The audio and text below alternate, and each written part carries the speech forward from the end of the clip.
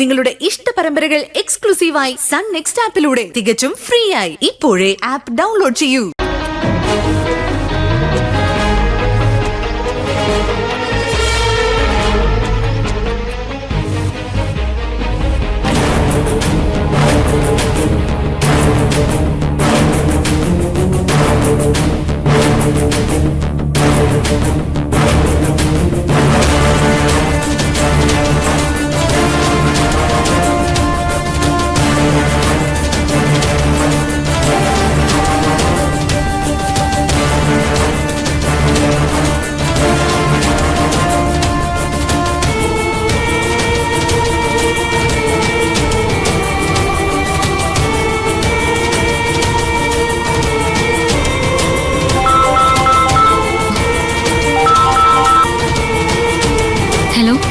മോളെ, ഞാൻ ആശുപത്രി മുഴുവൻ നോക്കി. അച്ഛനെ ഇവിടെ കാണുന്നില്ല കേട്ടോ. ചിലപ്പോ വീട്ടില് പോയി കാണും. രാത്രിയൊക്കെ ഉറങ്ങാതിരുന്നതല്ലേ, ഒന്ന് ഉറങ്ങിയിട്ട് വരാന്ന് വിചാരിച്ചു കാണും. ഒരു കാര്യം ചെയ്യൂ, അച്ഛൻ ഫുഡ് കഴിച്ചിട്ട് വരൂ. ആ ശരി മോളെ.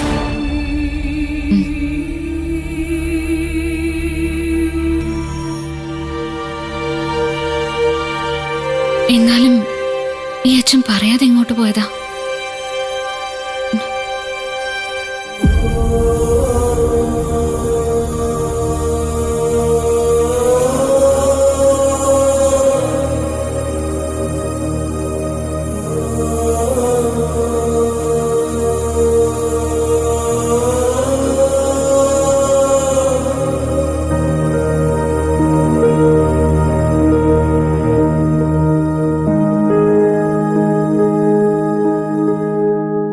പോയി.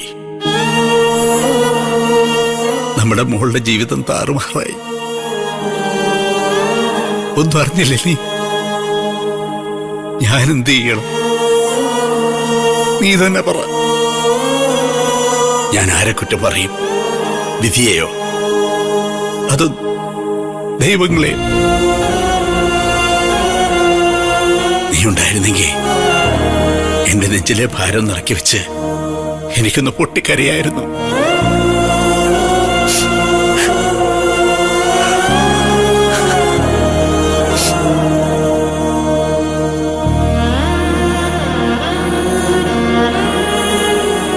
നീ ദൈവത്തിന്റെ തൊട്ടടുത്തല്ലേ?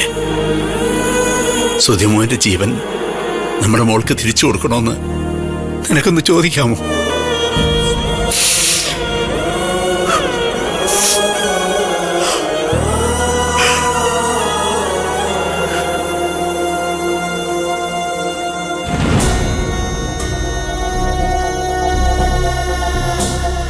മോളെ, അതങ്ങനെയല്ല.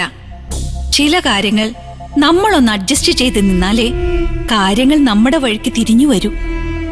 അയാളുമായി അഡ്ജസ്റ്റ് ചെയ്ത് ജീവിക്കുന്നതിനേക്കാൾ നല്ലത് ഞാൻ എന്റെ ജീവിതം അങ്ങ് അവസാനിപ്പിക്കുന്നതാ. അതിന് നീ അഡ്ജസ്റ്റ് ചെയ്യണമെന്ന് ആര് പറഞ്ഞു? നീ അഭിനയിക്കണം, അത് മാത്രം ചെയ്താ മതി. സ്വത്തുക്കളെല്ലാം നിന്റെ കയ്യിൽ എത്തുന്നതുവരെ മാത്രം മതി ഈ അഡ്ജസ്റ്റ്മെന്റ്. എന്റെ പേരിൽ പ്രോപ്പർട്ടീസ് എഴുതി തരില്ലെന്ന് ഡാഡി പറഞ്ഞു കഴിഞ്ഞില്ലേ? ഇനി ഞാൻ പോയി കാല് പിടിക്കണോ? അയ്യോ, വേണ്ട വേണ്ട. എന്റെ മോള് ആരുടെ മുമ്പിൽ താഴാൻ ഈ അപ്പച്ചി ജീവിച്ചിരിക്കുമ്പോ സമ്മതിക്കില്ല. പിന്നെ ഞാൻ എന്ത് ചെയ്യണം? എടി, നിന്റെ ഡാഡിക്ക് നീയെന്ന് വെച്ച ജീവനാ. ആ വീക്ക്നെസ് വേണം മുതലെടുക്കാൻ. പക്ഷേ നിന്റെ ഭർത്താവെന്ന് പറയുന്നവനെ വിശ്വസിക്കാൻ കൊള്ളൂല. ഇന്ന് പറഞ്ഞത് അവൻ നാളെ മാറ്റി പറയും. അതുകൊണ്ട് ആദ്യം നീ ഒരു കാര്യം ചെയ്യണം. സ്വത്തുക്കളൊന്നും വേണ്ടാന്ന് അവൻ പറഞ്ഞില്ലേ? അതൊരു കടലാസിലിങ്ങ് എഴുതി മേടിച്ചേക്കണം.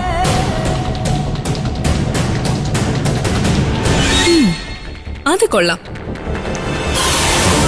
അങ്ങനെ ഒരു ഡോക്യുമെന്റ് എന്റെ കയ്യിലുണ്ടെങ്കിൽ ഫ്യൂച്ചറിൽ എനിക്കത് ഉപകാരപ്പെടും. ഇപ്പൊ നിനക്ക് കാര്യം മനസ്സിലായല്ലോ. പിന്നെ എല്ലാം കൈ കിട്ടിക്കഴിയുമ്പോ ഈ അപ്പച്ചയെ മറന്നേക്കരുത്. അപ്പച്ചിക്കും കൂടി അവകാശപ്പെട്ടതാ നിന്റെ ഡാഡി കൈവശപ്പെടുത്തി വച്ചിരിക്കുന്നത്. നിനക്കെങ്കിലും അത് ഓർമ്മ വേണം. വയസ്സുകാലത്ത് ഈ അപ്പച്ചിക്ക് എന്തിനാ ഈ സ്വത്തൊക്കെ? അതുകൊണ്ട് അതെല്ലാം മോൾ അങ്ങ് എടുത്തു. അപ്പച്ചി വിഷമിക്കണ്ട. എത്ര പ്രഷർ കൊടുത്തിട്ടായാലും ഡാഡിയുടെ കയ്യിൽ നിന്ന് ഞാൻ പ്രോപ്പർട്ടീസ് മുഴുവൻ എഴുതി വാങ്ങിയിരിക്കും. ഇഷ്ടപ്പെട്ട ഒരാളുടെ കൂടെ ജീവിച്ചു എന്നുള്ളൊരു തെറ്റ് മാത്രമേ ഈ അപ്പച്ചി ചെയ്തിട്ടുള്ളൂ. അപ്പച്ചിയുടെ പണ്ടത്തെ ഒളിച്ചോട്ട കഥയൊക്കെ എനിക്കറിയാം. You are very lucky. ഈ കാലത്ത് എനിക്ക് കഴിയാത്തത് പണ്ടേ പ്രൂവ് ചെയ്ത ആളല്ലേ അപ്പച്ചി. പക്ഷേ ഞാൻ അനുഭവിച്ച അപമാനവും സങ്കടവും നിനക്കറിയില്ലല്ലോ. അതൊക്കെ ഓർക്കുമ്പോ ഇപ്പോഴും ഈ അപ്പച്ചിയുടെ നെഞ്ച് പെടയാ. പിന്നെ മോളെ കാണുമ്പോഴാ ആകെ ഒരു സന്തോഷം. ഈ അപ്പച്ചിക്ക് പറ്റിയ അബദ്ധം മോക്ക് പറ്റരുത്. അതുകൊണ്ട് വേണ്ടതൊക്കെ ചെയ്തിട്ട് തന്നെയാ അപ്പച്ചി ഇപ്പൊ ഈ കാര്യം നിന്നോട് പറയുന്നത്.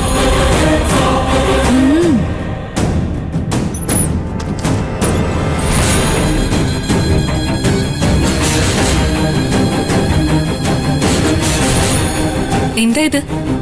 ഇതാണ് നിന്റെ തുറുപ്പ് ചീട്ട്. സ്വത്തുക്കളൊന്നും അവന് വേണ്ട എന്ന് എഴുതി വാങ്ങാനുള്ള ഡോക്യുമെന്റ്. അവന്റെ കയ്യിൽ നിന്ന് ഇതങ്ങ് ഒപ്പിട്ട് മേടിച്ച പിന്നെ അവനെ ചവിട്ടി പുറത്താക്കാൻ നിനക്കൊരു പ്രയാസം ഉണ്ടാവില്ല.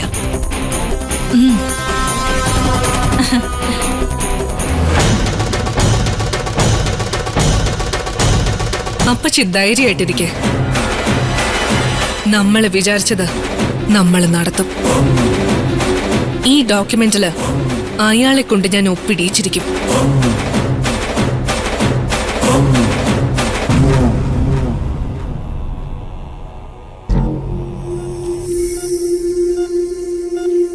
ഡോക്ടർ, എന്തിനാ എന്നോട് വരാൻ പറഞ്ഞത്? ഇന്നലെ സുധീർ അടുത്തിരുന്ന് ദേവിക എന്താ പറഞ്ഞത്? എന്താ ഡോക്ടർ, എന്തേലും കുഴപ്പമായോ? ഇല്ല, അത് പോസിറ്റീവായിട്ടാ വന്നത്. സുധി ദേവികയുടെ പ്രസൻസ് ആഗ്രഹിക്കുന്നുണ്ട്. സുധിയിൽ ചെറിയ ചില ചേഞ്ചസ് ഉണ്ടാവുന്നുണ്ട്. അത് നമുക്ക് പ്രതീക്ഷയ്ക്ക് വക നൽകുന്നതാ. ഇന്നലെ കുട്ടി ഇവിടെ ഇരുന്ന് കരഞ്ഞിട്ട് പോയ ശേഷമാ ഇങ്ങനെ ഉണ്ടായത്. ദേവിക, ഇന്നലെ പറഞ്ഞതൊക്കെ ഇവിടെ ഇരുന്ന് ഒന്നുകൂടി ആവർത്തിക്കാമോ? സുധി എല്ലാം കേൾക്കുന്നുണ്ട്. I am sure. ചെയ്യാം ഡോക്ടർ, ഞാൻ ചെയ്യാം. സിസ്റ്റർ, ഇവിടെ സിസ്റ്റർ മാത്രം മതി. എന്തെങ്കിലും ഡെവലപ്മെന്റ് ഉണ്ടെങ്കിൽ എന്നെ ഉടൻ വിവരം അറിയിക്കണം. Okay doctor.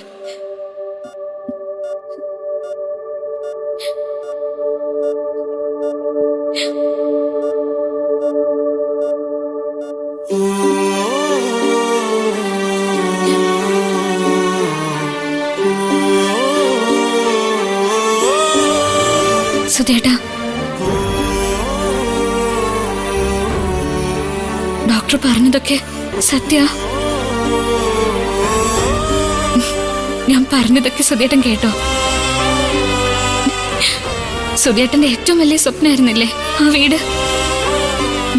സുധേട്ടന് വേണ്ടി ഞാനത് കാത്തു സൂക്ഷിക്കും. ആ പിന്നെ സുധേട്ടാ, രാവിലെ ബാങ്കിൽ നിന്ന് ആള് വന്നായിരുന്നു.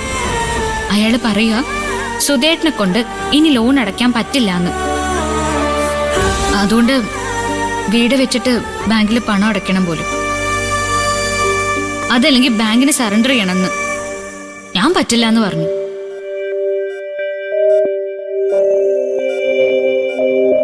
നമ്മുടെ കുഞ്ഞുങ്ങൾ വളരേണ്ട വീടല്ലേ അത്?